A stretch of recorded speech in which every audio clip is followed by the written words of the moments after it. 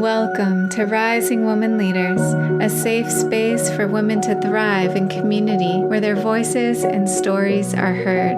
We're a sisterhood supporting each other to live our dreams and embody the sacred feminine to restore balance on our planet. Join us each week as we return to the unconditional love and guidance of our heart and our womb. I'm your host, Meredith Ram, and I invite you to walk this path of beauty, devotion, and service with us.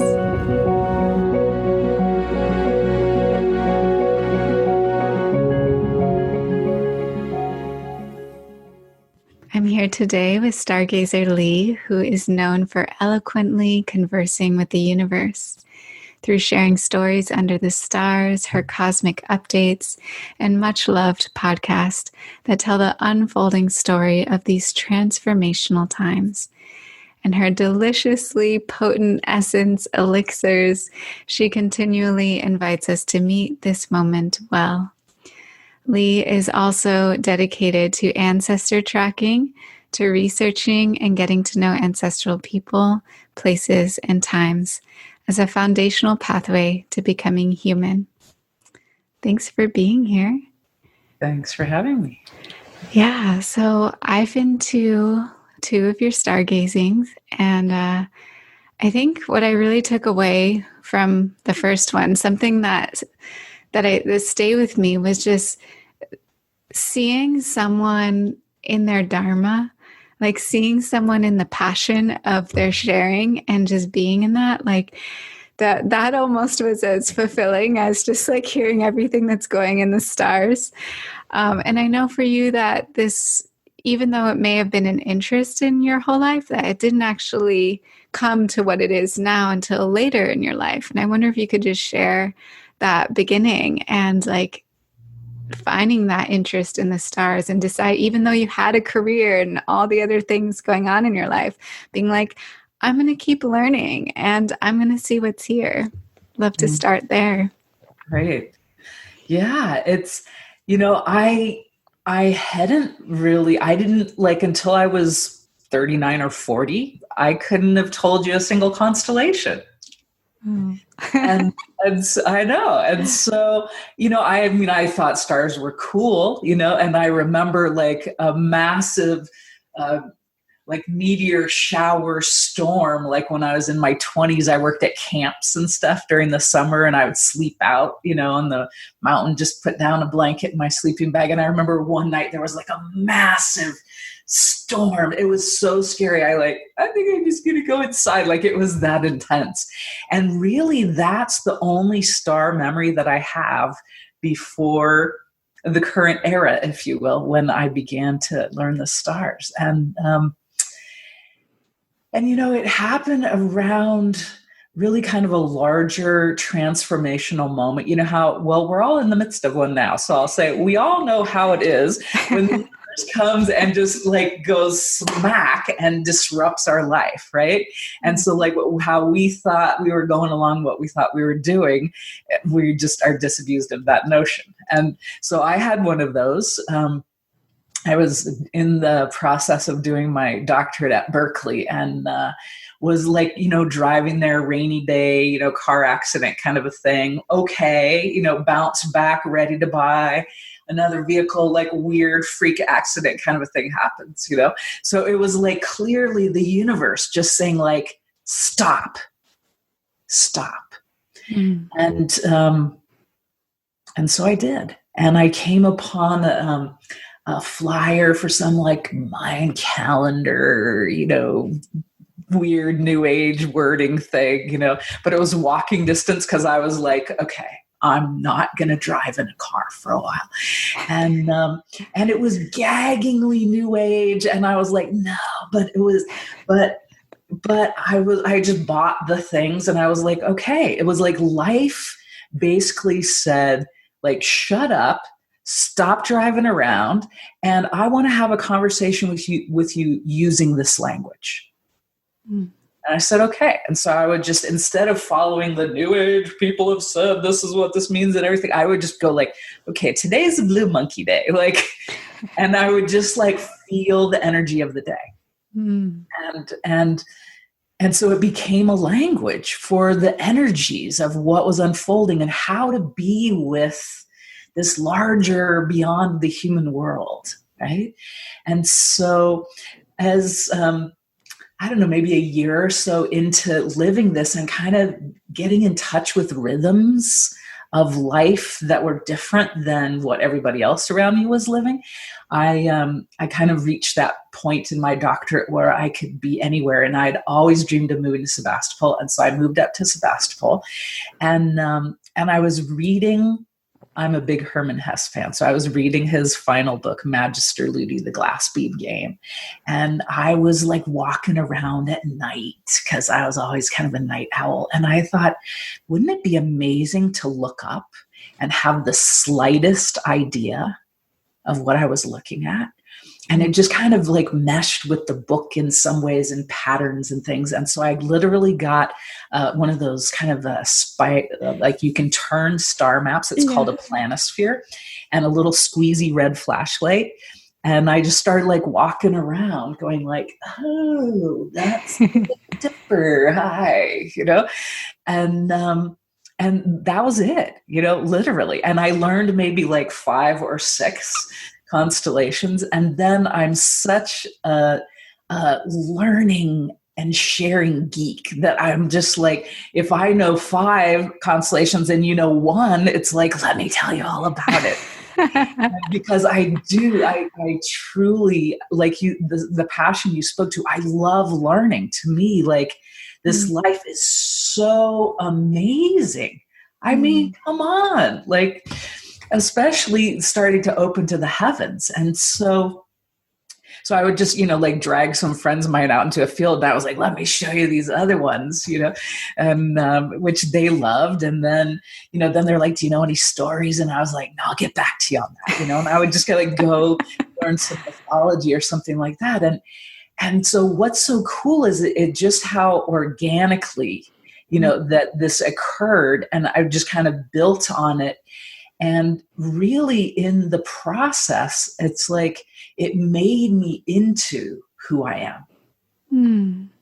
And I think that's a really important thing, is that we think we can just like present ourselves as something, and be it. But it's like who I'm really here to be, like doing this work of this learning and this sharing literally shaped me and made me into who I truly am through working the muscles of doing it. Right? I didn't start out like, I don't consider myself like a storyteller. I don't tell like full on stories, but I've learned to converse with the universe, because life said, hey, like, let's talk, and it's like, here's the language I want to use with the calendar. Like, here's the language I want to use with the stars. Like, I want to tell you a bigger story, that's a real story. And that people for tens and hundreds of thousands of years have been conversing with and learning to see and read the story of what's happening, like in the universe. And so to me, this has made me into who I am, but also brought me in touch with the real world, which I think is important in becoming who we really are. That, I say this a lot when I'm teaching stargazing and kind of introducing, like, welcome to where we live, like, actually. And it's like, we can't actually be human unless we're actually living in the larger world. Because all this like human world that we think is the only world is made up shit. Like, we've just made it up. And then we all agree, therefore it's real. And then this is what it means to be human. But it's like, no, we need our participation in the vastness of the real world, of the unfolding story that's always been unfolding and always will be unfolding. And to learn to converse with this language so that we can find our way and our place for being human. Yes. Definitely looking at the sky, it can be humbling.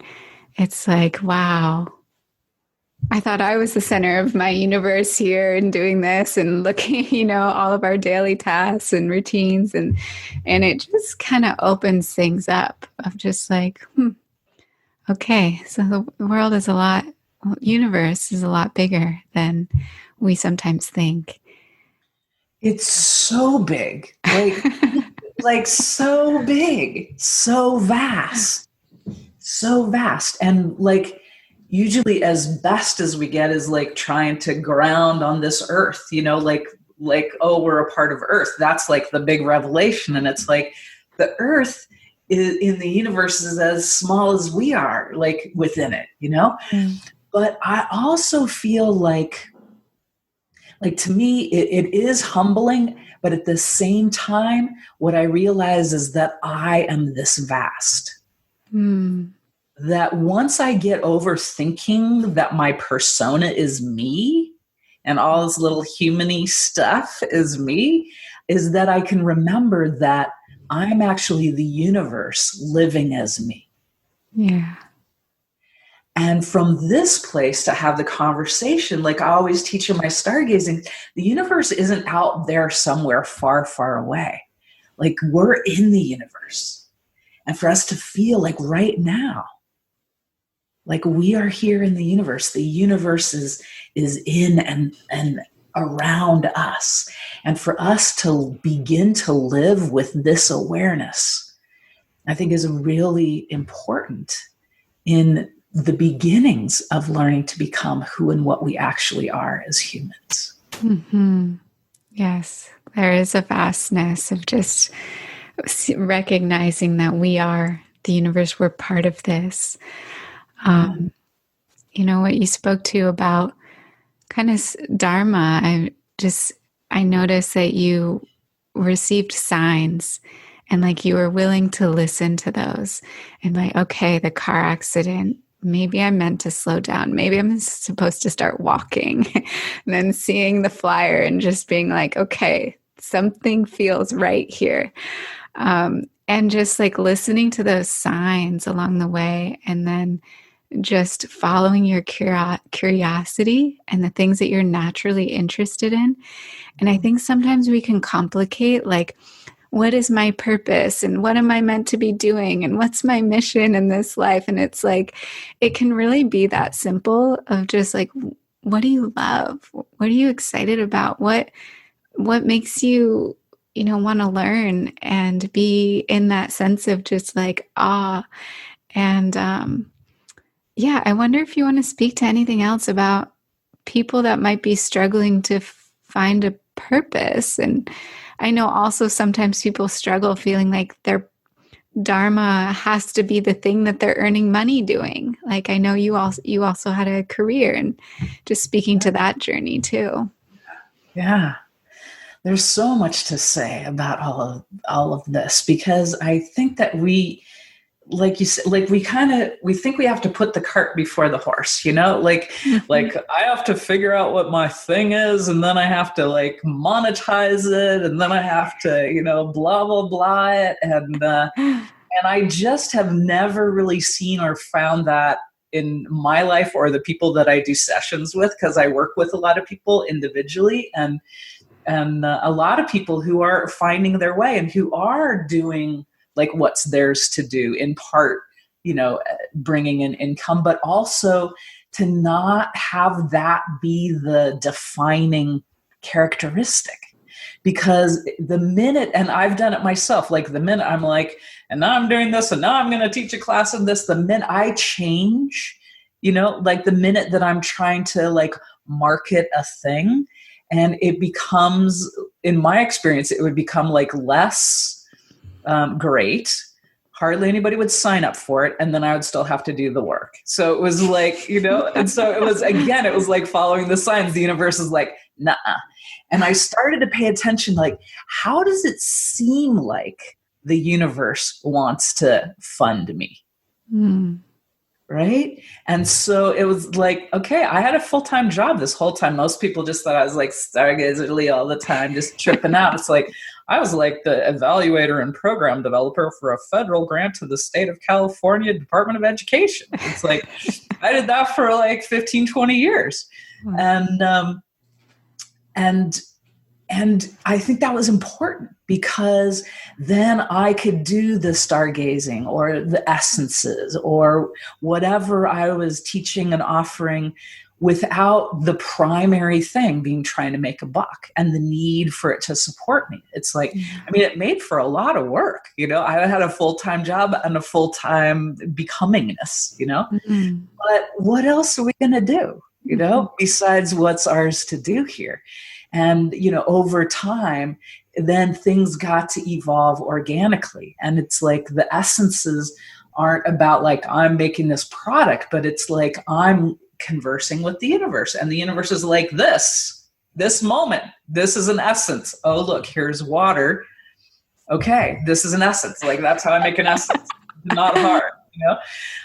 But it's like then being able to like feel like what, like into the story of the essence, energetically, but also temporally, and like to really grok, why the universe is bringing this forward at this time as a divination for what's needed in this time.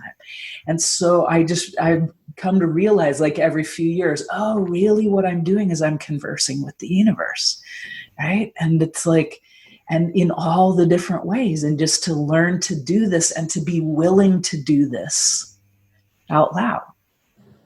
And the other piece that I think is really important is that, and I'm actually working on a book, and I taught a class this winter called Inviting rather than Intentions. I mean, it's just called Inviting, but it's in contrast to intentions. And I think this is that cart before the horse thing. And I realize more and more how deeply we are taught to be like the good new age version is intentional, but it's like setting the goals and, going for what you want and making it happen and, having the clear intention and putting in your order with the universe. And it's all like, I want based, like this is what I want. And I need to boss around the universe because apparently the universe couldn't figure out what to do without us bossing it around. Right. And it's like, to me, it's a part of a very deep societal, like war on everything. It's like, this is my strategic campaign. I want this thing and I want to make it happen and I want to manifest it and I'm going to direct all the energy to it. And it's like, there are implications for the outcomes, for our relatedness with ourselves and other people and the universe to us operating from such a stance.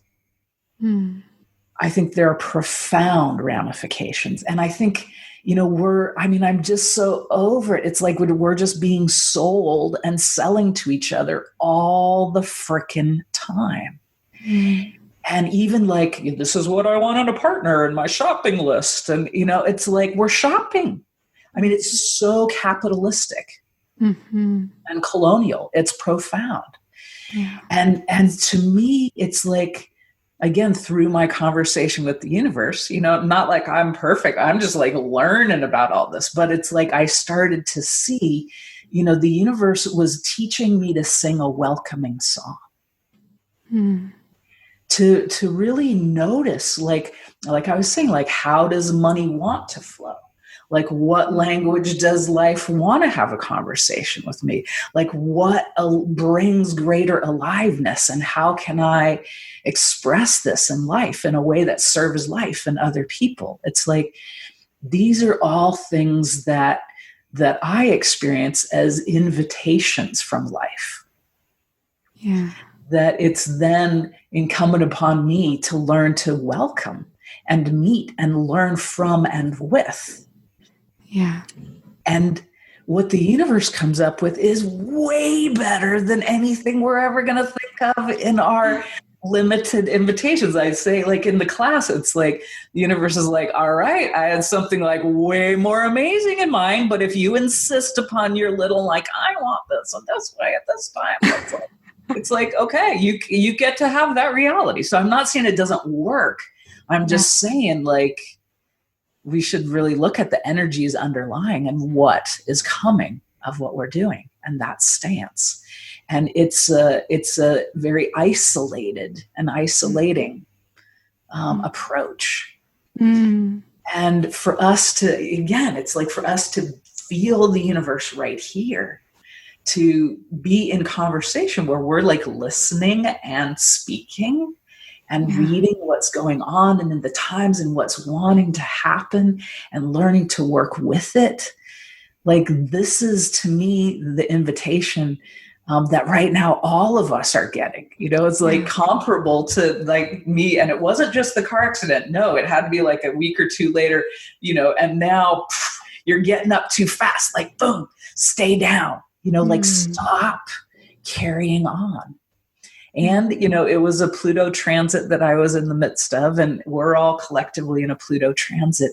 There's a death of who we've been, of the world that we've constructed and agreed upon, and it crumbling, instantaneously in the face of real life. Yeah. Right. And so to me, this is an invitation, and the invitations, I mean, I'm not saying like every invitation I've gotten from the universe has been like all hunky-dory and like, woohoo, yeah, I totally want to RSVP for that. It's like, okay, sometimes it's a challenge, sometimes it's a health challenge, that just says, wow, okay, what am I being invited? I'm being invited to like let go of what I thought was going to happen and how I was going to do it. I'm invited to see what's real in this moment. Am I okay in this moment? And so, there are a million ways that these invitations can come. Mm-hmm. We're at a moment of death and renewal, which is what the Pluto energy is about. And there's Jupiter present right now. And so there's a huge expansion of death and renewal. And the possibility that we're getting a taste of after the initial flurry where everybody's like, must carry on and, schedule 85 Zooms a day. It's like, I know. Let it all go. But because we've been trying to prop up, like who we thought we are, how we thought it needed to be. And it's like, for us, there is an invitation here for what happens when we let go of who we thought we needed to be and how we thought we needed to be, and do it, and to begin to find a real rest and to remember the universe that is right here that we live in, and not have it all be about us and what we think we want. Yeah. And there's something much more human that's possible and needed. And what's coming through for me as you're speaking, it's the surrender is actually what invites grace. It's like when we let go like that, we, like you said, open to something so much greater. I have one little story I can share just thinking about that. Like, I was living in a home with my partner a few years ago that just started feeling like it's too small. I need more space. And I went into this state of just like feeling so uncomfortable that I just like a little bit went into that like pushing, forcing energy of like needing to expand and needing more space. And how can I make this happen? And ultimately, we did move and we found a place, and it didn't feel right. And I really like went through kind of that death process of like, oh my God, seeing everything I had and like, letting it go, and really reconnecting with the universe, and ultimately something even better than I could have imagined or dreamed up myself came into fruition, which actually led me back onto the land where I was, but into a different house. And it was like I came back in with so much deep appreciation of just like, oh my God, I can't even imagine that. Like, I didn't even, where did this even come from? I didn't even see it. And so, yeah, I wonder if you have any examples in your life, because I know you just moved, and anything of just like, I thought my life was going this way, and then I like surrendered to it, and like, this is what came in. Yeah. Well, definitely. As you said, I just moved. And so I had been living for 10 years in the house with my stargazing field and my rooms and rooms for all my books and everything. And the house had been on the market for a year, but then nothing had been happening. And then all of a sudden in December, it was like, okay, we got an offer on the house and you have 60 days to be out. And, and in the Sebastopol, rental market, it's like, and I was like, you know what? Like, okay, right? I've always said this or better around my housing, this or better.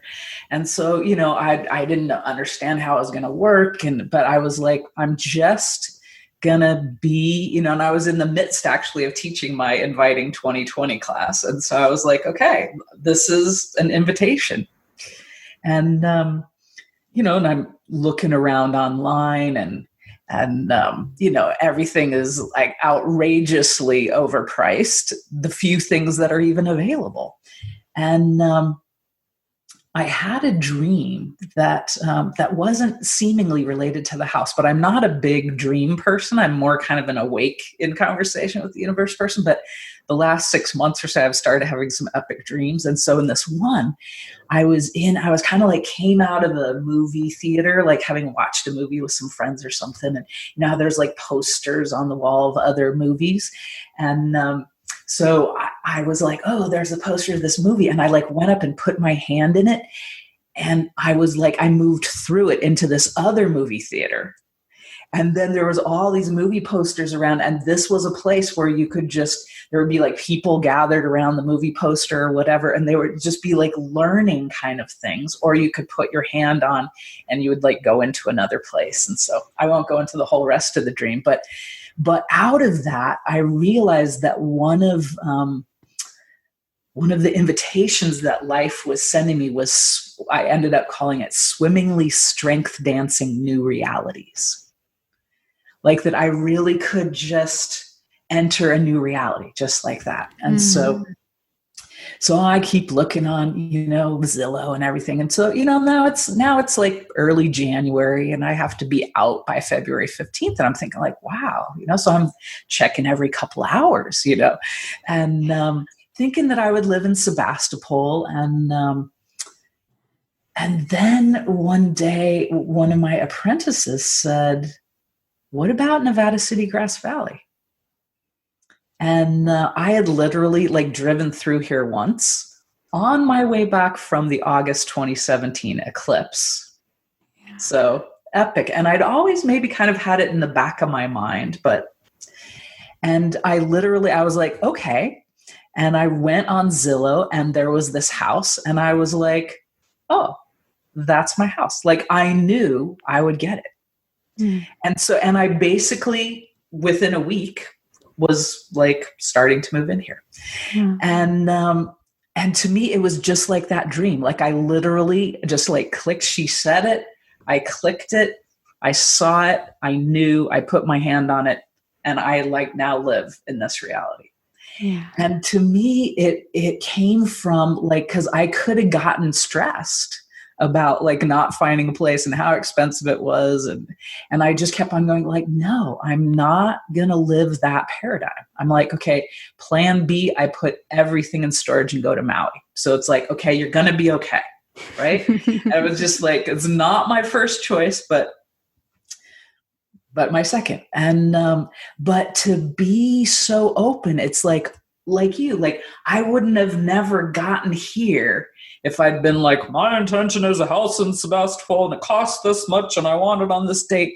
And it's like all of the unfolding and all of my personal astrology and what was getting touched off, and the date that I got the first keys, it was like the full moon in Leo, which is on my moon, which is where the eclipse was. You know what I mean? It's like, and then the day that the movers came in and I'm by myself, the moon moves over my ascendant in Virgo. And, it was just, and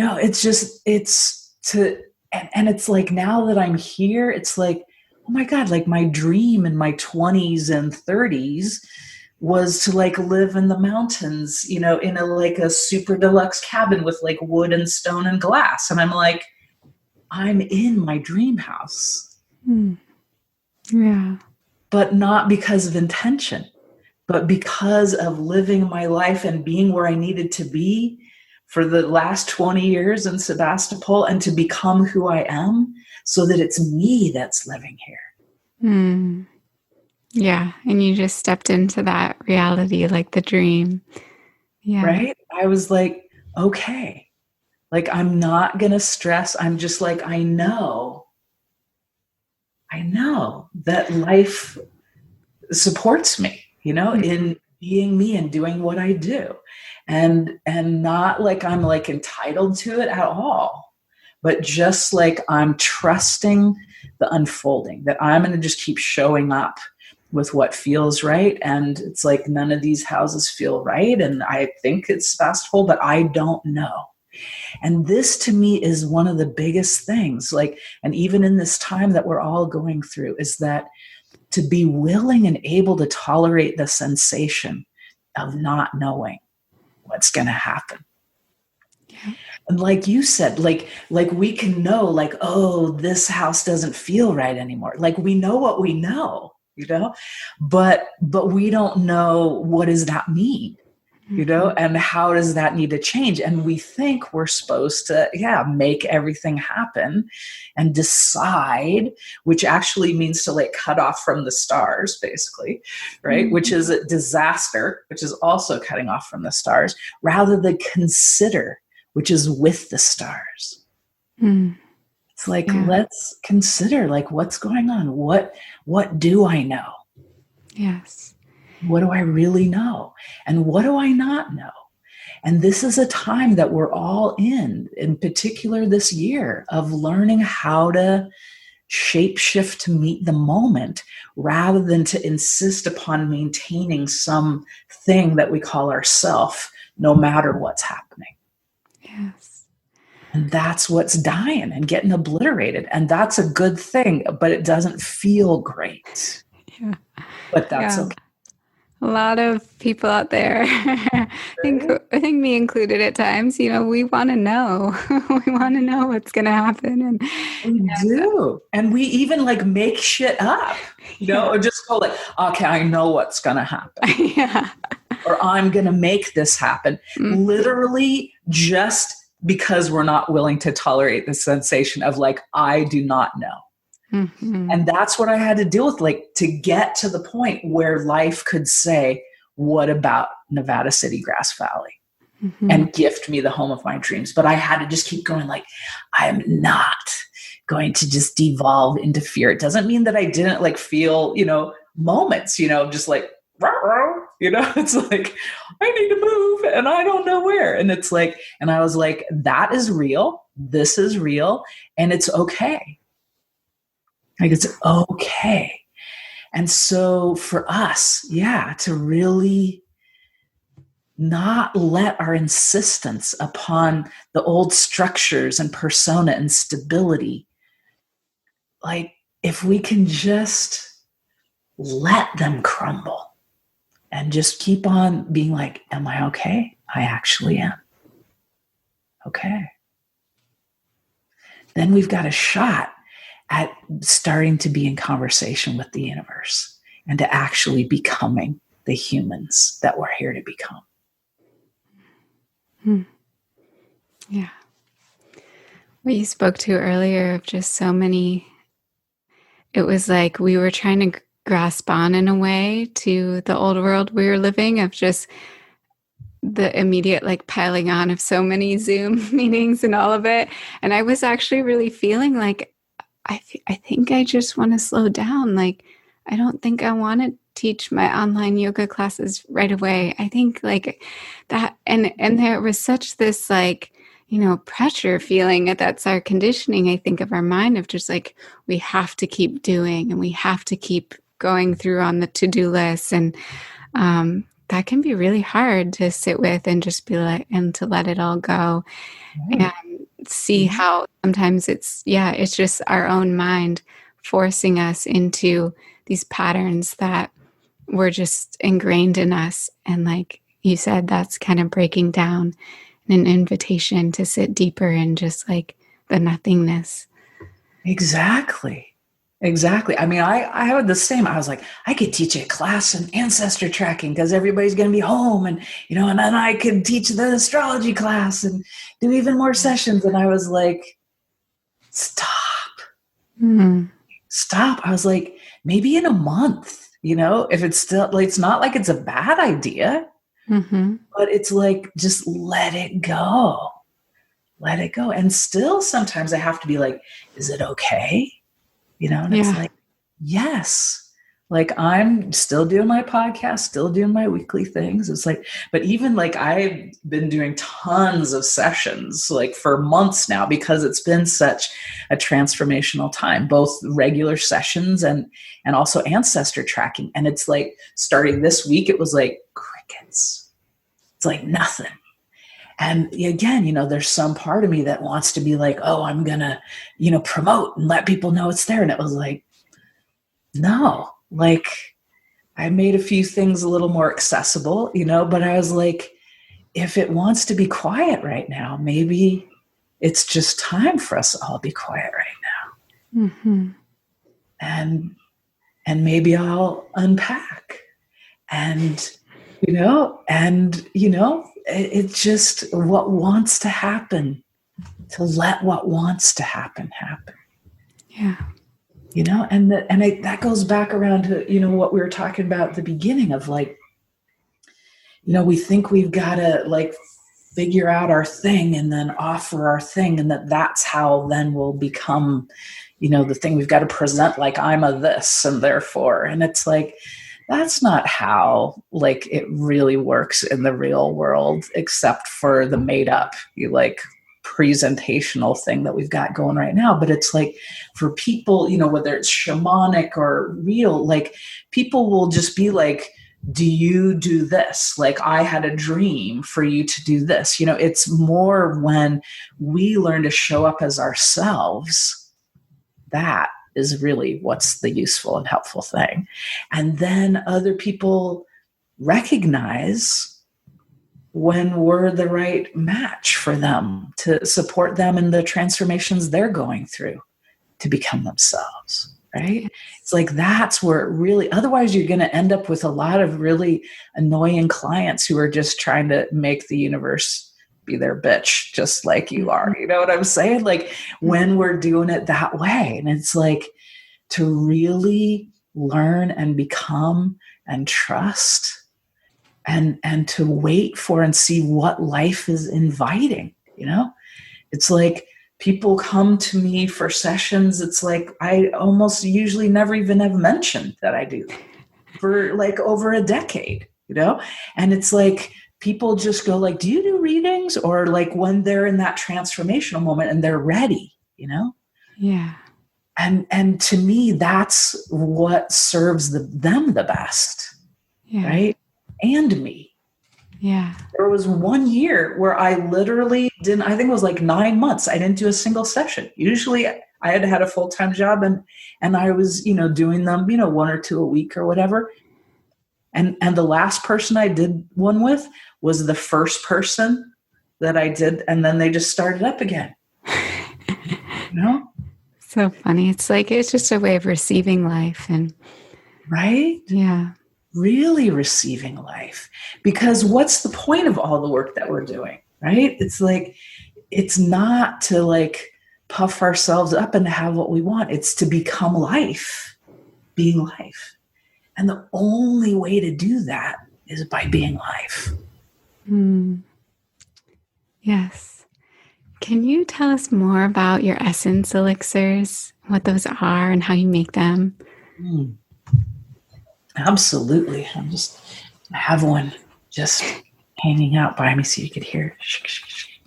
Yeah, I mean, this started too around that time when I moved to Sebastopol, and when I had started conversing with the universe, and I had started like walking around and getting to know a handful of constellations, and then Jupiter was hanging out.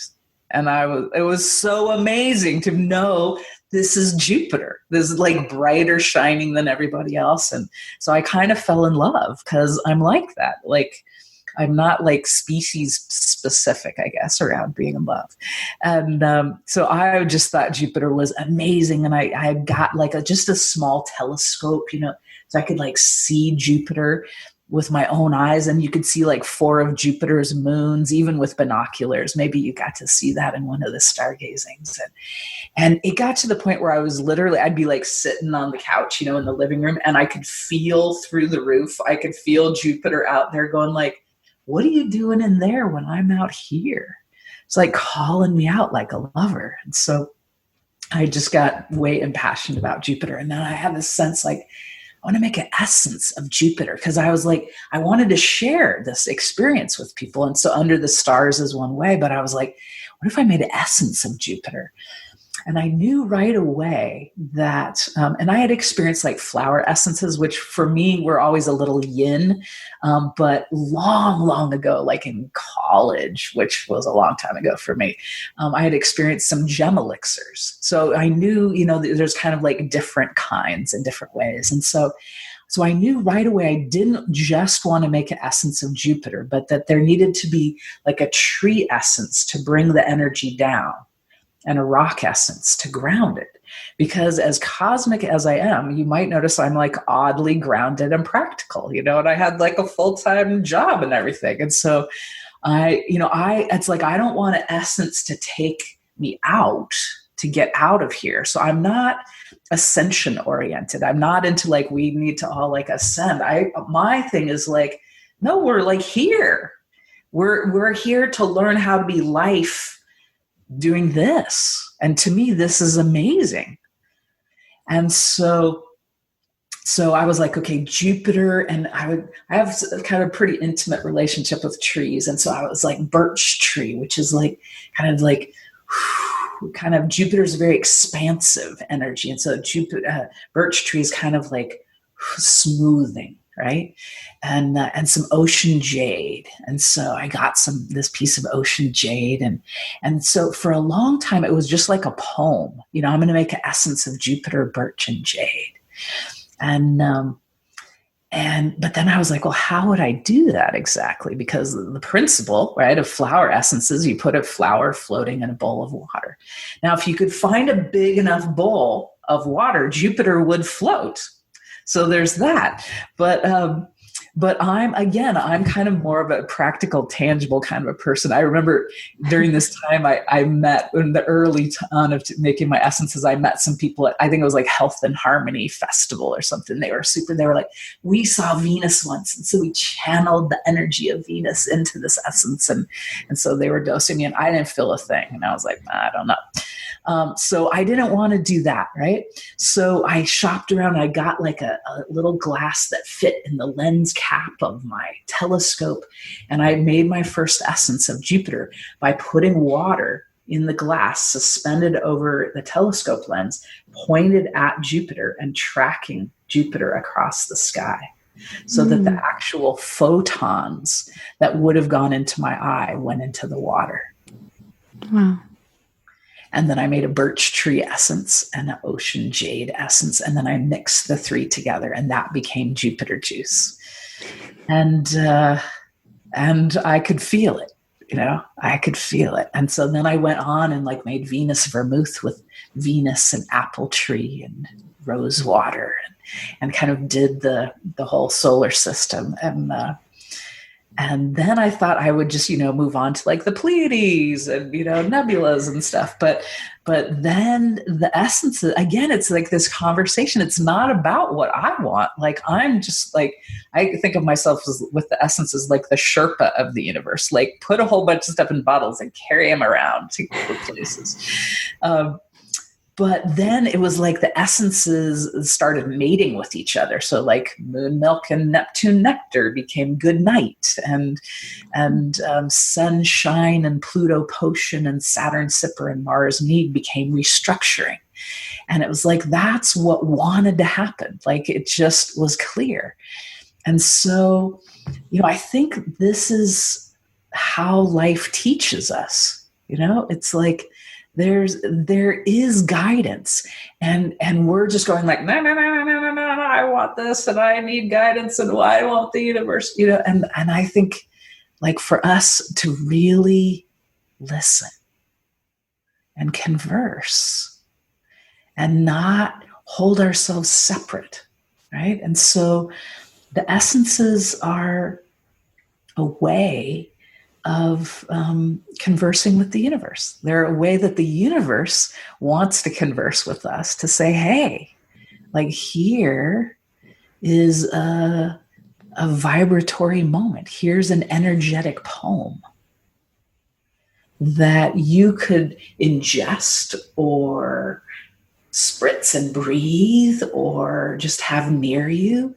And to be able to really feel there are other energies and beings besides yourself, and that really opening to and interacting with changes us and teaches us. And so to me, each of these essence is a teacher, right? It guides us and lets us get to know a particular quality of energy. Just like a great song, right, can be a teacher, right? Or an amazing poem. And so the essences just kept on doing the mating. And then it just got to the point where I didn't really even make an essence anymore. Like, I just would be present in a moment, like the conversation we're having. And I always have water because, I don't know, I've just always been like that. I would just feel like an amazing energetic moment would happen. And I just feel life going like this. As an essence. And I would literally pour some of this in a jar with some alcohol, and then maybe my special gift, and I think skill, because of practice over time, although I never liked that word practice, of just doing this a lot, which is finding ways to articulate the energy. Again, not with my intention, like, I want this to do this, but it's like, what are the words that convey this energy that help people open to and experience this teacher? Mm-hmm. Yeah, so special. I've had the opportunity to try them, and you use like the most yummy liqueurs with that. Yeah. That was a big revelation. I think it was about the time after the planetary essences. I used to do like, just brandy and water. And I don't know about you, but I don't really like watered down brandy. And I don't even drink, actually. So it's kind of ironic that I buy thousands of dollars of alcohol every year. But, and I tried glycerin because I wanted a non-alcohol option, but I didn't find that it held the energy. But then I realized, well, it just needs to be a certain percent of alcohol as the preservative. It's basically why the alcohol is there, so that the water holds the memory, but that it doesn't degrade over time. That's why the alcohol is there. But I was like, well, what if I used flavored liqueurs so they could be delicious? So, and the flavors could go along with the energy. And so our body says, yes, I would like some.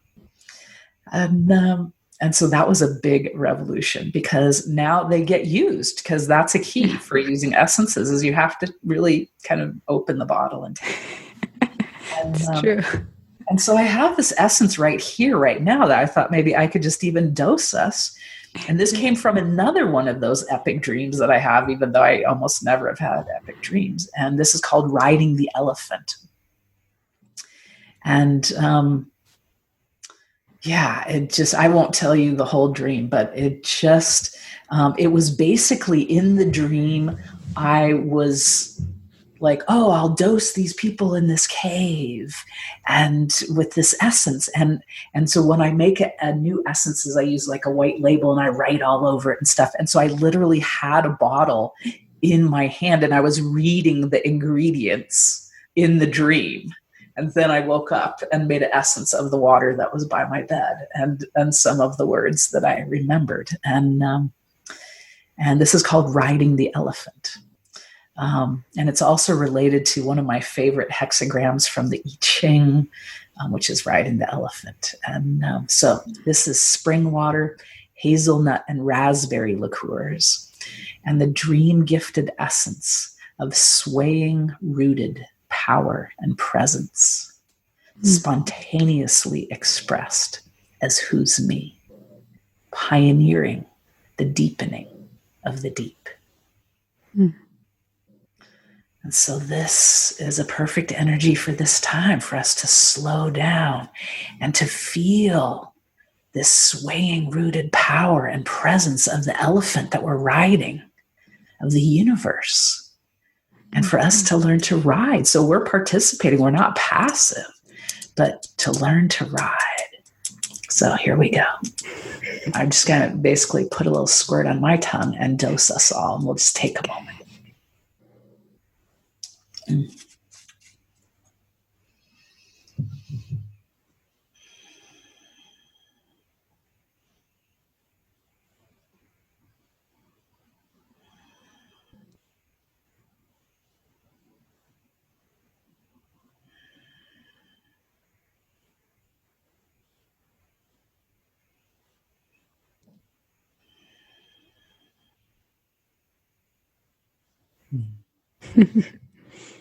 Thank you. You're welcome. I have maybe one more question. I've been noticing, because I've been going on walks and watching as the stars are coming out, I've been noticing that Venus has been very bright in the sky the last few months. And I wonder if you could speak to that and just what's happening there, because I know Venus sometimes goes under the horizon and it's not visible. Yeah. Love to hear. Yeah. Yeah, Venus does an amazing dance that's not like related to like in the spring, Venus is always here kind of thing. Venus, each of the planets is doing its own thing. And so Venus spends about 8 or 9 months as the evening star, meaning we see Venus in the west after sunset. And so that's where Venus is now. And this is April of 2020. And so Venus is only going to be around for like another month-ish as the evening star. So we're coming to the end of the time when Venus is the evening star. And then what happens is that Venus actually passes in between the Earth and the sun. And so it will like drop rather quickly from the evening sky. It'll pass in between Earth and sun, and then it will start rising before the sun in the east as the morning star. And it will do that for about 9 months. And then it will go the other side of the sun for a few months. So it's got its own kind of a cycle. And there's a beautiful story. It's related to like the myth of Inanna, where when Venus is the morning star, the waning crescent moon visits Venus. And so each time, that would happen once a month, right? And so each time, and it always happens at least 7 times, sometimes 8, while Venus is the morning star. And so each time that waning crescent moon visits Venus, Venus relinquishes one of its vestments. And this is related to these gates of Venus preparing to go to the underworld. And it's like, oh, well, if you're going to go to the underworld, which is when Venus disappears behind the sun, then it goes through the chakras. So it starts with the crown. So it's like that first visit, it's like Venus relinquishes the crown. The second visit, the scepter, having to do with the third eye. The third visit, the throat, and on down. And so then Venus becomes naked to walk into the underworld. So then when Venus emerges as the evening star, each time the waxing crescent moon, so just a few days after the dark moon, basically, and you might have seen that. We're not there. We just went through the full moon, but at the beginning of the lunar cycle, it was so gorgeous, and the moon will go by Venus, and so each time in the West, when Venus, the evening star, Venus is receiving a vestment that starts at the root chakra and goes up. And so the way that I count it, because I start with visibility, we just did the 6th. So some other people say we just did the 7th, but we all have our ways of living the story. And the story is visually different depending on where you are, on Earth, the angles of things and the timing of things. But so we're in a time, according to me, when we've got the third eye thing going, and the scepter and the sovereignty and the seeing of things, and it's related to the pineal and the rhythms, of light and dark, which we're in, kind of close to the equinox kind of a time.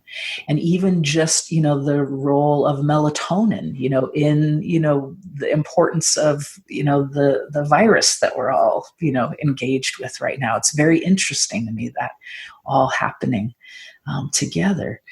And because in my opinion, I think we are profoundly darkness deprived. Profoundly.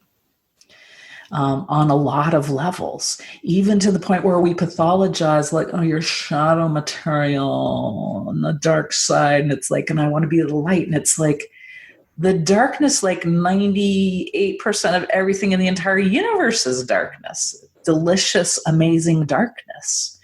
And again, I think it's similar to that inability to tolerate the sensation of like not knowing. And it's like, and so Venus is the brightest body that we see besides the sun and moon in the sky. And it was really great to go out and say hello to Venus in the early evening. Over the past week, like late last week, I think it was, Venus went right by and kind of along the edge of the Pleiades, which is a little teeny star cluster, which if you could look at with binoculars, it was really amazing because Venus was so bright, it kind of drowned out the Pleiades when it was right there. But to me, again, this is the story being told by life, right? At this time, and says, okay, the Pleiades, which are a cluster of stars, also known as the Seven Sisters.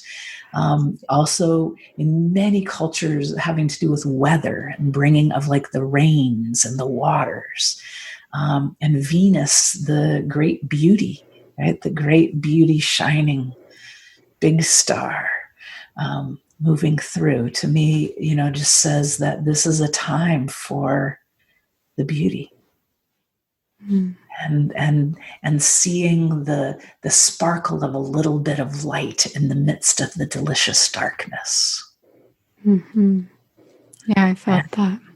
Right? And for waking up and seeing what we see and knowing what we know and living more natural rhythms, because we have not been living natural rhythms. We've been racing around. I've got I posted this on Facebook and I've been reading it in the sessions that I do, especially with people in my inviting class. This is John O'Donohue, who's kind of a Celtic mystic, said this. And to me, this was kind of the first thing I had to say about this whole pandemic time.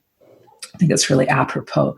And it's one stanza from a poem called "For One Who Is Exhausted, a Blessing," from the book "To Bless the Space Between Us." And he says, "You have been forced to enter empty time. The desire that drove you has relinquished.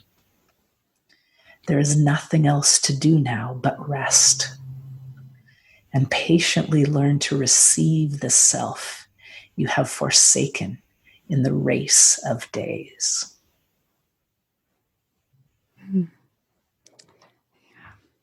Very true. Very true invitation that, yeah, we're all in right now. Yeah. I wonder for anyone listening that is curious to learn more about the stars or form a relationship with them or learn more about your work, just what you're offering right now and how people can find more. And also if you happen to have any book recommendations or resources as well, love to include those as well as I can put them in the show notes. Thanks. Yeah. Yeah, I mean, stargazerli.com, and I spell Li Li, is my website. So that's probably a good place to start. I'd encourage you to sign up for the cosmic updates I send out weekly-ish, because I'll mention kind of visually what's happening with the planets, as well as the astrology and the calendar themes, and just kind of the conversation that I'm having with the universe.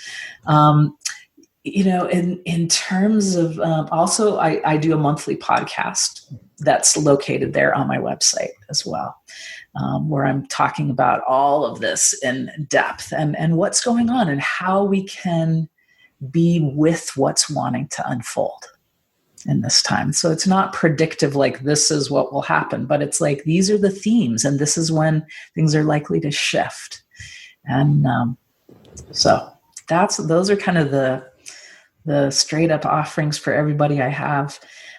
Usually I would be teaching stargazing at a whole bunch of events in May and June, but that's not happening. So I actually, many years ago, I did an experimental, just recording myself out under the stars, and then letting people just kind of use that wherever they are under the stars.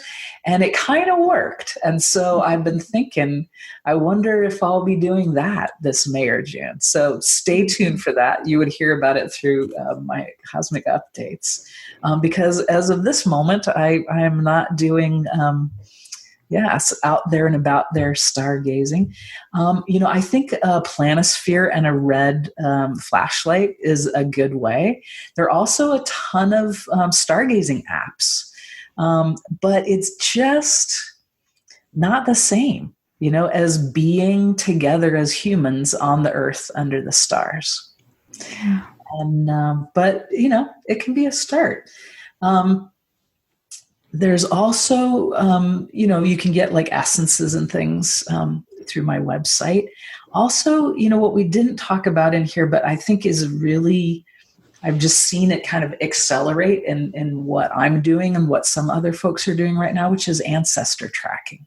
Mm-hmm. I think we're kind of like, we're home, we're being invited to remember our humanness in a different way.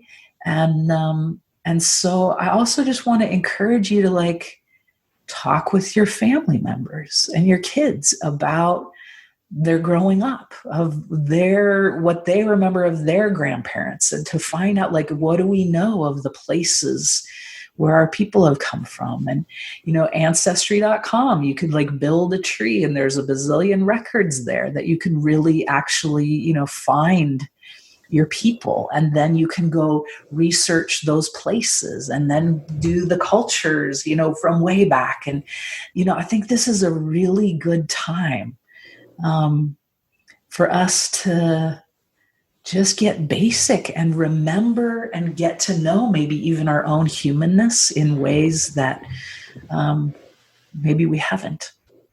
And so I do offer ancestor tracking sessions. I love doing that with people, which is I basically just to help you build your tree. But it's totally something you can do on your own and in a million different ways. And even with your kids, you could do it. I worked with a family and we had the kids interviewing their grandparents about their lives and what they remembered of their growing up and their parents and their grandparents.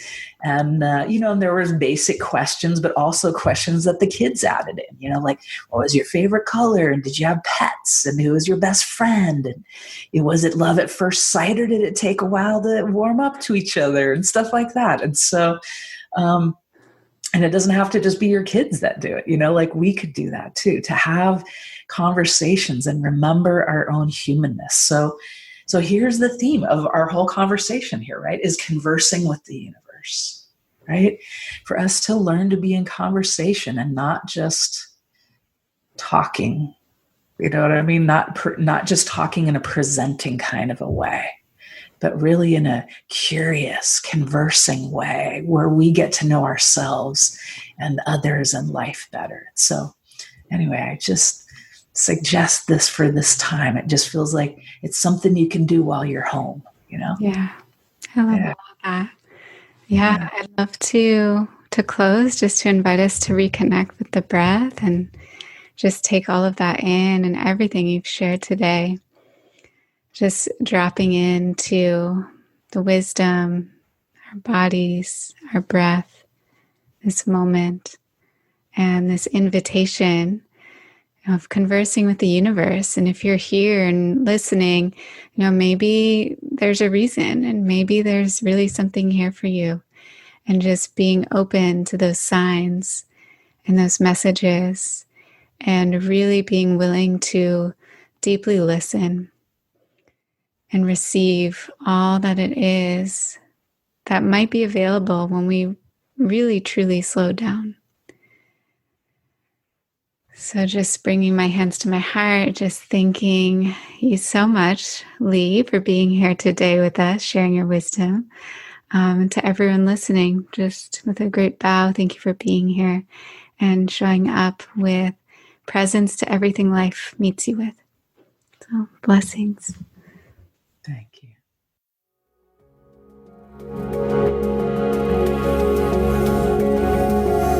Thanks so much for taking the time to listen to this episode. If you liked it, share it with a friend or leave us a review on iTunes. You can also follow along on Instagram at Rising Woman Leaders and sign up for email updates at risingwomanleaders.com to be sure to receive all the new and inspiring content. Thanks again for being here. It's an honor to walk this path with you.